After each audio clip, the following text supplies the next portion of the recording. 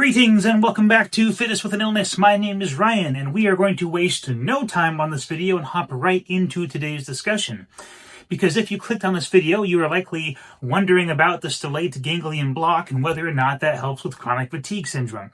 So I will be documenting my journey on getting 2 of these injections in the last week, and I will let you know how I've been doing. So before we get into that, I want to talk a little bit about why I decided to get the stellate ganglion block. So there is a study that my dad actually found, a study that was done up in Alaska by a doctor by the name of Deborah Durica. I hope I'm saying that right.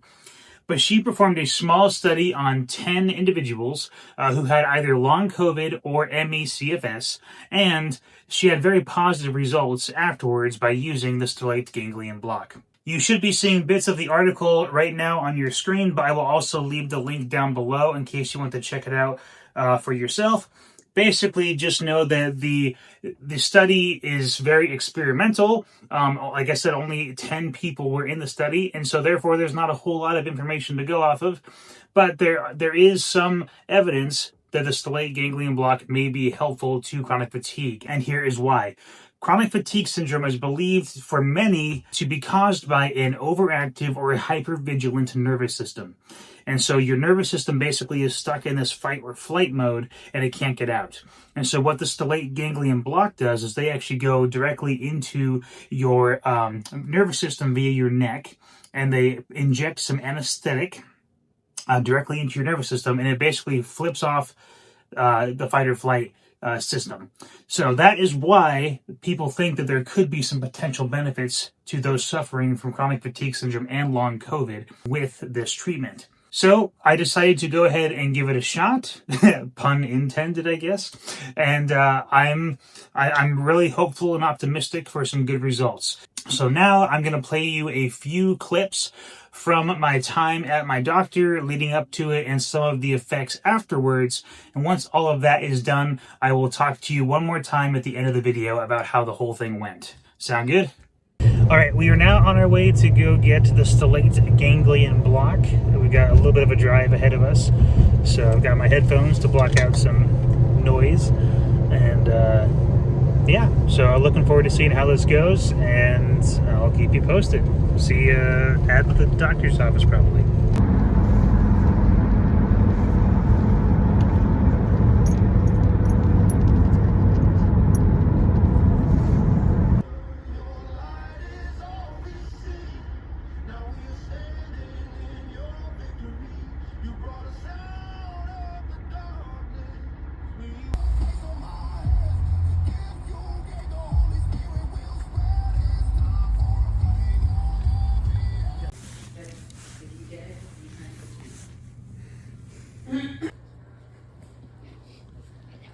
Hello. Good. Really good block. So. Sorry, you probably shouldn't be getting that right No, he did the same thing actually. now.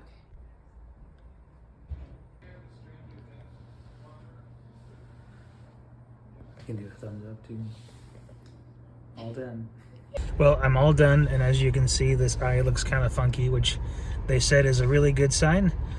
They said it was a really good block, and that my eye is proof of that. I also feel a little hoarse in my throat, and kind of like a lump in my throat kind of thing. But they said it went good, and so we'll just kind of see from here what it does. I'm gonna go lay down for a while, and I'm feeling sleepy, so I'm ready for a nap. But that's yeah, I'm all done. So all right, well, I'm in the hotel room. I've been resting for a few hours. I still feel pretty tired, pretty out of it. As you can see, my eye is still pretty droopy, which again, I guess is a good sign. I do have a pretty solid headache on my right side, which is where they did it, obviously, and my right nostril is also pretty congested, which I guess are all good signs. Basically, my nervous system, was going 100 miles an hour, and today these guys go in and they put an injection in my neck, and it hits the brakes on everything. And so that's kind of what I'm feeling. I do feel pretty out of it and loopy. I feel a little worse than I would have expected, but not bad. You know, just kind of hanging in there and resting a whole lot. So anyway, I will check in again later. All right, off to get injection number 2. Feeling a little bit of the pre-procedure nerves, I guess, which is funny because today I know what to expect, and honestly, it wasn't even that bad. I think there's just, you know, always something about going to a doctor when they're going to work on you. It's always a little kind of weird. So, but gonna go do that, and I still feel like I'm kind of recovering from yesterday's a little bit. So, yeah, we'll have number 2, but then it'll be all done, and then I can just rest after that. So, here we go. All ready for number 2. All right, well, just finished injection number 2. You can see now my left eye is the one that is drooping. I'm already getting a little stuffy, my left nostril. And kind of interesting, he pointed out that he took the temperature on my hands, and my right hand didn't even register. And my left hand today, it got 97. Basically, there's a lot of heat on the left side of my body, and my right side is cold. He said the cold in your hands and your feet is a sign that your nervous system is you know, panicking or freaking out or whatever. And so there's a lot of blood flow going to my hand and left side of my head, so that's a good thing. So yeah, now just gonna go back and rest. He did have to do 2 injections. The first one, my eye wasn't drooping enough, and which he said is totally fine. That happens sometimes. So I had 2 injections, and yeah, so now I'm just gonna go rest. Take care. All right, it's the day after my 2nd injection, and now we are heading back home. I'm feeling better than yesterday, just tired and a little bit of headache on the left side still. But I think I'm doing all right, so now I'm just gonna head home and go rest some more. So that's where we're at. All right, and so after all that is done, today, the day I'm filming this, is exactly 1 week after my 2nd injection. So I had them 2 days in a row, back to back, and I guess my overall experience for the whole thing would just simply be, I would say that the experience, I think, was fine. The actual injection itself really is super simple. There was little to no pain in the injection. They numb you up really good. That's pretty much the only part I really felt, is they numb you up. And then you feel a little bit of pressure when they're going in. But the whole procedure took about, I don't know, 2 minutes tops probably. On the 2nd day, like I said earlier, I did have to repeat it, and so on that particular day it took a little bit longer, but other than that, I mean, it was a super simple procedure. And I will say that after both days, I did feel pretty rough afterwards. Now, how bad you feel afterwards is going to depend a little bit on, number 1, how you're already feeling going into it, and number 2, how messed up your nervous system is. So from everything I find online, it seems like if your nervous system is really messed up, you're probably going to get hit really hard after the block. And that was the case for me. And well, after each block, I would say that I just felt very out of it, kind of like I'm in the room, but I'm not in the room kind of feeling. And, you know, just like your typical, you know, anesthetic after a procedure or a dental surgery. I mean, that's kind of what it feels like. They're literally doing that to your nervous system. And so you just kind of feel really spacey and out of it. I did feel a few of my normal symptoms kind of flare up a bit, which I guess is normal, like just feeling on edge or twitchy and a little bit of nausea. But in general, I mean, I went and laid down the rest of the day for both the days. The second one did seem a little bit easier afterwards, which is normal because on the 2nd day, the process of resetting your nervous system has already begun. It is a process. So it's not exactly a quick switch, lights on, lights off. It's not that fast. It's a process. Even now, it is still a process. And so for myself, day number 1 was pretty rough afterwards. Day number 2, still not fun, but significantly better because that process has already been engaged. And the first couple days after I got home, we had to drive up north and stay somewhere. First couple days after I got home, I just kind of felt tired. Not a whole lot different than I have felt. But I will say now, I'm 1 week out, and the last few days, I've had a few days since this injection where I have not taken a nap, which is not normal for me. I pretty much have to nap every day, but I have not been napping.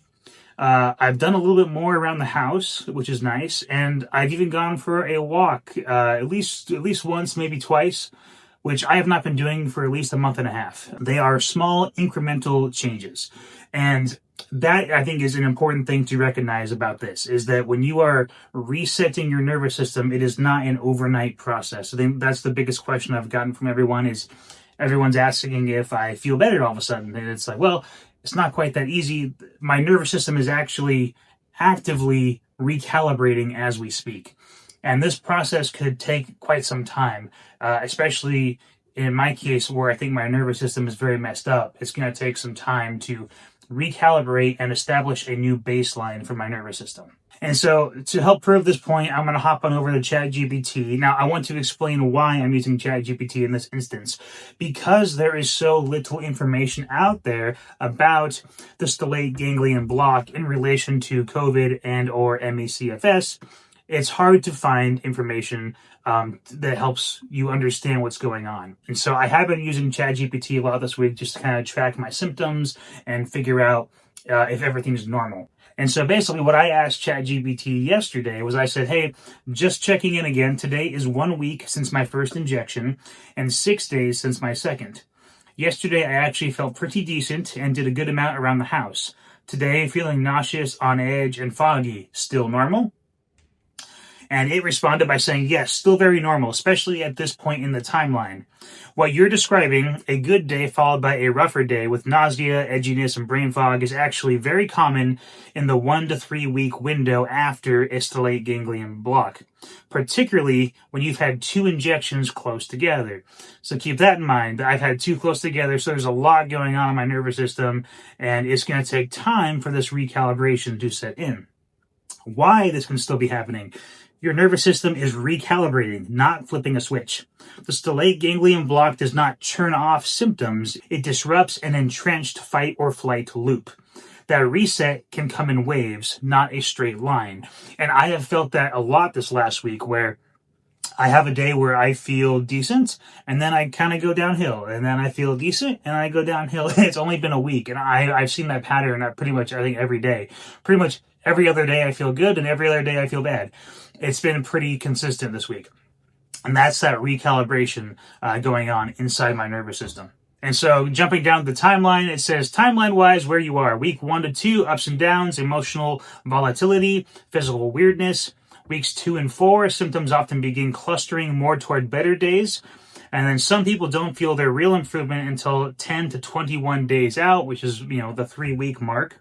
And then basically, ChatGPT is going on to tell me to make sure to not overdo it on my good days, which is always the hardest thing for me, especially. Basically, from everything I have read this week, everything I've been looking into, this stellate ganglion block is a process. And I think you have to mentally treat it that way. I think there's a lot of people right now in my family and my friends who are very much hoping this is going to fix things. And we have to remind ourselves that it's a process. It is a process to recalibrate the nervous system. My body and my brain has interpreted everything as a threat for the last 3 years. And so now we're trying to retrain it. Basically, the best way I can describe it is your brain, all those ridges on your brain, when you see a picture of it, there's like all these little, they look like roads. Well, they are roads. That is where the nerves travel. That's where the information travels. And so what happens over time is that if you are stuck in fight or flight, your brain has made this path where, okay, there's a loud noise, danger, we're going down this path. Oh, there's too many people, danger. There's a lot of lights, danger. And so what is happening by resetting it with the stellate ganglion block, because it's kind of giving you a fresh slate. And so for myself right now, this is a very important time for me mentally, and in terms of my rest and exercise and all these different things. This is a very important time for me to focus on what is happening, on how I'm thinking about things, and reminding my body, literally talking to myself and saying, hey, I'm going for a walk. Walks are safe. I'm okay. Because right now, this is a chance for my brain to start carving out new roads, so that eventually the old roads, once they're not being used anymore, they can eventually have weeds grow over them and the dust covers them and they just become unusable. And now we can focus on these new roads where I'm telling myself that I'm safe. I can go back to these old activities.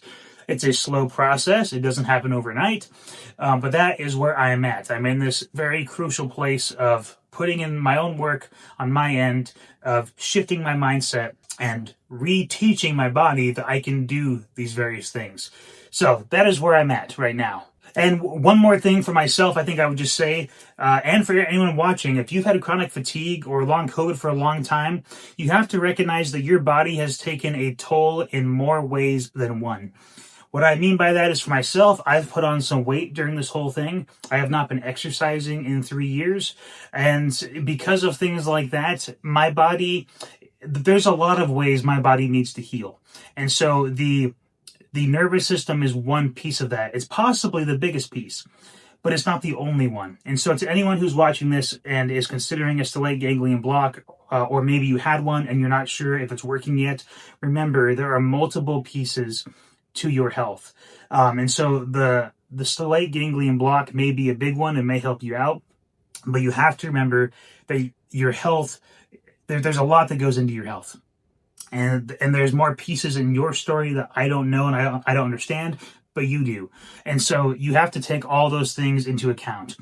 I would also say it's very important, coming out of a stellate ganglion block, to use this time to focus on rewiring your mindset and how you react to things. This is a great time to work on your stress and your anxiety, to figure out how you function and to retrain yourself. This is really a fresh and a clean slate for your nervous system, and you need to take advantage of that. Too often in modern medicine, I think we look at solutions like this. We want to go in and have someone give us an injection, and then, all right, we're all done. I don't have to do any more work. And that's usually not the case.